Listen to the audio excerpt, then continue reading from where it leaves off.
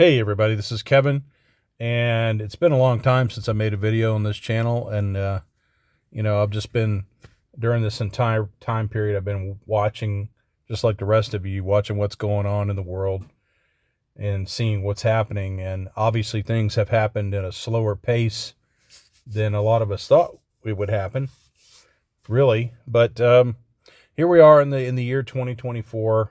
We have coming up on April 8th, we have a major total solar eclipse going over our country, over the United States of America. And of course, if you've seen any videos out there recently, you know the significance of both that eclipse and the one that happened in 2017, approximately 7 years apart from each other. I remember watching the one in 2017 and knowing this one in 2024 was coming too, right? But thinking, well, we'll probably be gone by that time, though. We'll already be with Jesus in heaven at that time, right? No, we're still here. But here it comes. That one that we anticipated after the 2017 eclipse is coming in not too long from now, on April 8th. So either way, there's been a lot of talk about it. I've watched some interesting videos done by different pastors and so forth. Pastor JD Farag just did this sermon on Sunday. Do they know something we don't? And he was talking about the very same things concerning this eclipse, concerning the the crossing over of all these different cities of Nineveh in different states, things like that. I know that also, like, where they converge, where the two paths cross, there is a little town or a little area called Rapture, which is in Indiana. Very interesting. Also a place called Little Egypt. And so, is the Lord telling us something by way of this eclipse, the two eclipses? And of course, they make the way that they cross each other, it's like an X over America, right? And also there was an eclipse that happened last year in 2023 that went across part of America as well. And if you look at all three of the crossings, you see that it forms the letter Aleph, which is the first letter of the Hebrew alphabet. And if you look at the crossing of this one and the other one there, that's also the Tav, which is the last letter of the alphabet. Remember, Jesus said, basically speaking of the Greek alphabet, he said, I'm the Alpha and the Omega, the beginning and the end. There's a lot of symbology, a lot of symbolic things associated with this eclipse that have been brought out. Now, do we know that that means directly anything concerning where we are right now in the end times? We don't know for sure. There's a lot of speculation over it, but at least it seems as though there's some type of message that God is giving to the church concerning this eclipse. So anyway, if you go to jdfarag.org and you go and look at this particular sermon, it's a really good sermon. But I'm going to show you something that happened during this sermon. It was brought to my attention just earlier today. I saw somebody posted a clip on Facebook from the sermon that was recorded live stream. Now you can live stream his sermons while they're happening in Hawaii time, which you have to equate to your time. He has two different sermons on Sunday. One is like 8 something in the morning, 8:30, 8:45 his time. And then the other one is like 11 something in his time. So you have to equate for, the time in Hawaii to the time where you are in the time zone if you're going to watch it live stream. Or you can watch the archived version of the sermon later on his website. And he has a YouTube channel still too. But the one on the website is usually got even more content. It's more of the full sermon that sometimes is not on YouTube. So anyway,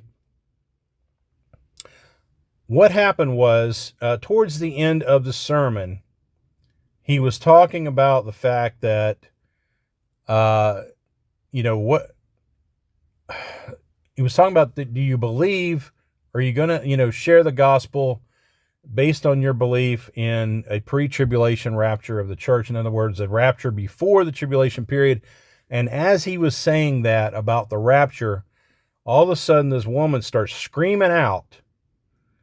And I couldn't tell exactly what she was saying. Almost sounded like she was calling him a liar or something, but it was like on and just screaming. And he paused for a little bit and he kind of looked like, you know, what's going on here? But then he finally left the podium, and you can hear him, and I'm going to play the clip in just a minute.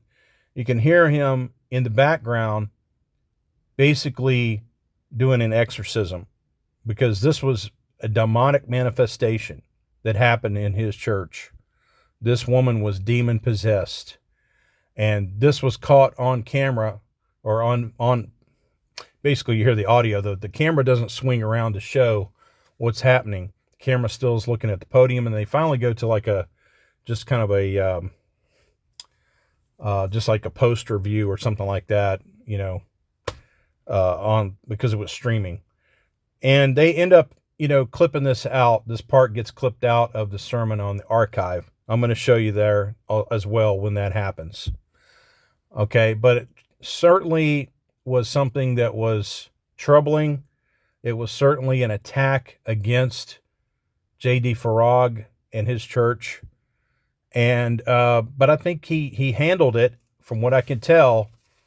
And he went there to exorcise and get rid of this demon. And I don't know for sure all the facts about it, whether that happened, whether the demon did come out of the woman or not. I don't know. Either way, this was a demonic manifestation that happened. And it kind of shows to me that this attack happened on JD Farag and his church because he is preaching truth. Or else why would it happen?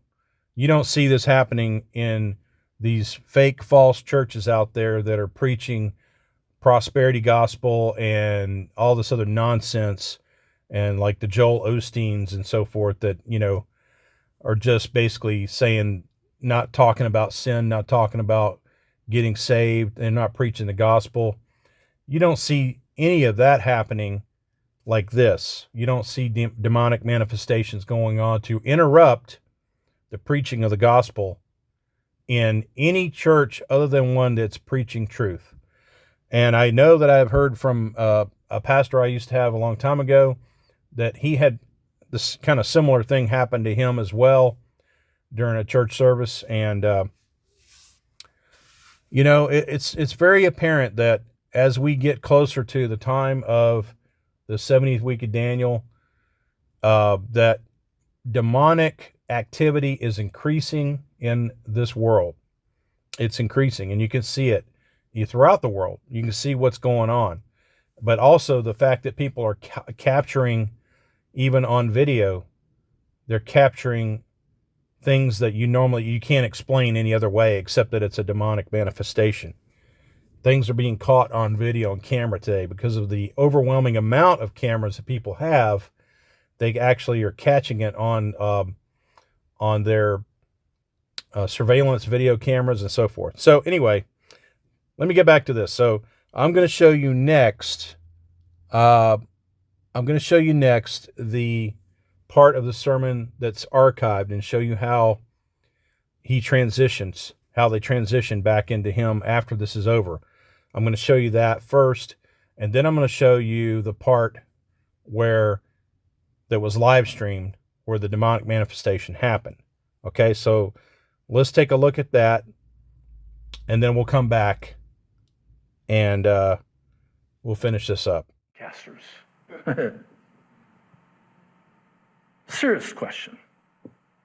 Is the reason you don't talk about these things, these signs pointing to Jesus, because you don't know? Or is it because you don't want to risk being known as a conspiracy theorist? It's an honest question. Here's a question for those who flock to them and follow them Is the reason you do so because you too don't know about these signs pointing to Jesus, spoken of by Jesus? Or is it because, like we talked about last week, it's just more palatable and pleasing to hear only the smooth things, not the hard things, like the hard truth? One last question. Broadly and humbly asked, and asked of myself as well. Are we so ashamed of the gospel of Jesus Christ that we're unwilling to share our faith in Jesus Christ and his soon return with others? You need to know something that you don't know. What's that? People are asking questions about the very things we should know and have the answer to, and need to be at the ready to give to everyone an answer of that blessed hope that we have, that Jesus is coming to rapture us before the 7-year tribulation, which we... Give me a moment to get out of myself. I know that was quite something.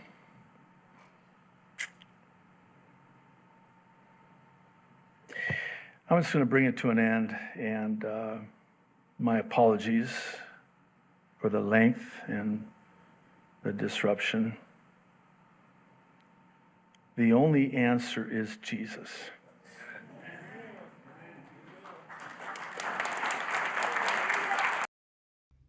All right, so you saw there the transition in the archived version of the sermon, and actually I encourage you to go to his website and download and watch the entire sermon. It's very good.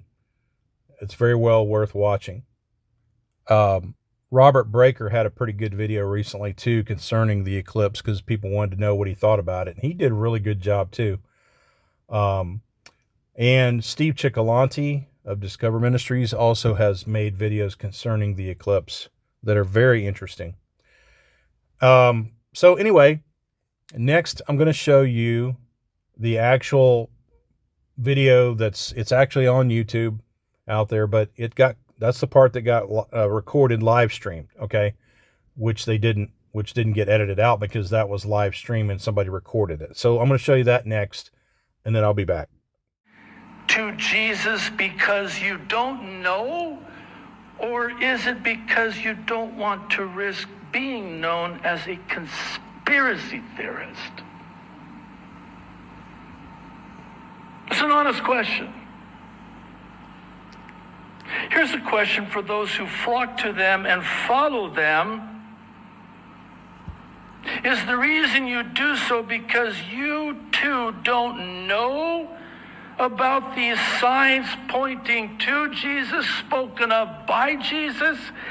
Or is it because, like we talked about last week, it's just more palatable and pleasing to hear only the smooth things, not the hard things, like the hard truth?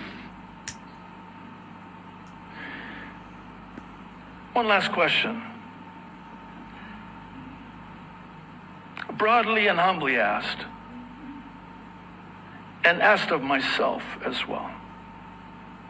Are we so ashamed of the gospel of Jesus Christ that we're unwilling to share our faith in Jesus Christ and his soon return with others? You need to know something that you don't know. What's that? People are asking questions about the very things we should know and have the answer to, and need to be at the ready to give to everyone an answer of that blessed hope that we have, that Jesus is coming to rapture us before the 7-year tribulation, which we are on the eve of.